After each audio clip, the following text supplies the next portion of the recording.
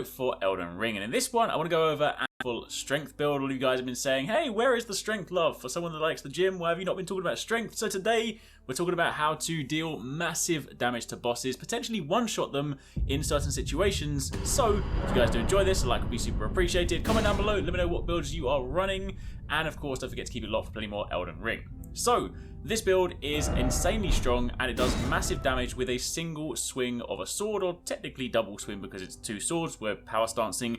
Basically though, it's a single swing, and this can compete with magic and bleed builds when it comes to insane damage. So it does have a bit of a setup, but again, the payoff is well worth it. For this, you are going to need the Guts Greatsword. This one here, of course. This Greatsword is probably one of the best strength weapons in the game, and it is incredibly easy to get. You go over to Caelid, you fast travel to the Caelid Ruins, and as soon as you spawn in, you head towards the caravan, you jump in the back of the caravan, and you open the chest, and you get the Greatsword. Super easy. It is worth noting, ideally, for this build, you want two of these, so that will of course require trading with a friend. You can go into a game with them, and you can have them use the leave it option and basically drop it on the floor, and you can grab it, but I appreciate that is a barrier to entry, so if you don't have that, what you can also do is use Prelate's Inferno Crozier and the Giant Crusher, as you can get both of those, and they will also be incredibly effective in this situation. But I like the double Guts Greatswords. Additionally, you're then going to want a Finger Seal. Of course, a seal is necessary for casting incantations, and we'll need one of those for the buffs. And you can get a Finger Seal from the Husk Maidens in Round Table Hold for 800 runes. It is worth noting, if you want some of the scales with strength, you can get the Clawmark Seal, which of course we've also done a video on the channel. I'll put that down below. But if you just want a quick seal so you can cast incantations, this is fine. Now, when it comes to the buffs, there are three major buffs that we can use for this build, but we're only going for two here because strength builds typically have limited mana and faith stats, and this is more than enough for meaty damage. But the three buffs come from the Ash of War, Royal Knight's Resolve, Flame, Grant Me Strength, and Golden Vow.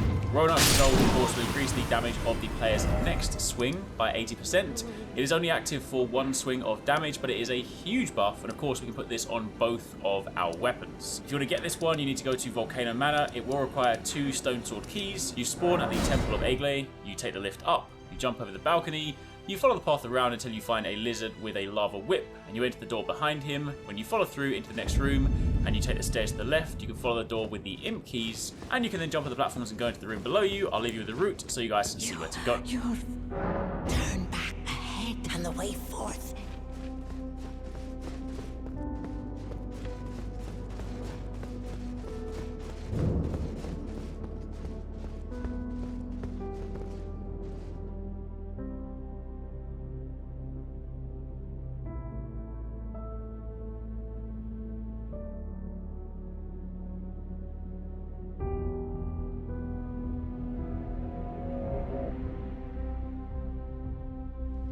Once you have this will of course need to be duplicated at Round Table Hold, so it can be applied to both Greatswords or whatever weapons you choose to use.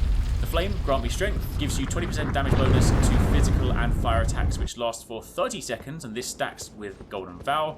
For this, you spawn at the Smouldering Wall and head towards Fort Gale. If you then go around the back of the fort, there will be 2 Flame Towers, and behind that is the incantation. And then finally, of course, you have Golden Vow.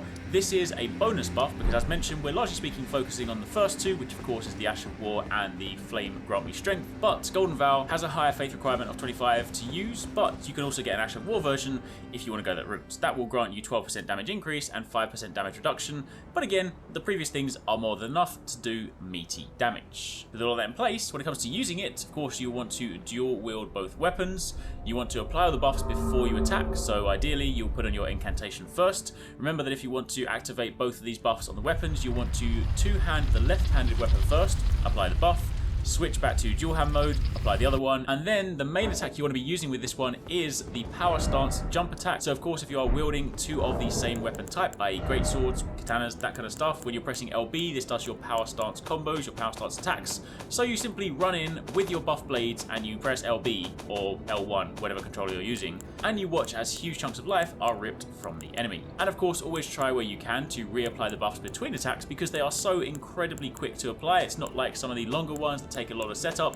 These are very quick, and that short momentary setup makes it worth it because of course the damage you deal is insane. This isn't always necessary because some of the time things are dead already. But if something does have more health, then that's what you want to do. And that's pretty much it. It is a Unga Bunga build, basically just massive damage, wail, and see the life disappear. There are a couple of honorable mentions. It is worth noting that if you do want to increase your damage further, you can also try different weapons or add talisman with attack buffs to increase jump damage, those kind of things. It's also worth noting that some strength weapons are bugged at the moment. Upgrading them to plus 25 actually makes them weaker than upgrading them to plus 24, so do keep that in mind. But largely speaking, it's not a complex build. Buff your weapons, throw in the incantation, jump and hit things, and watch them die.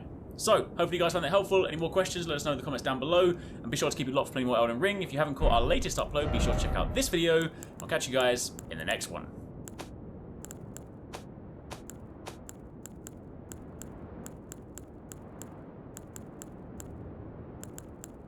The boss music pumps through your heart, the battle is intense, and everything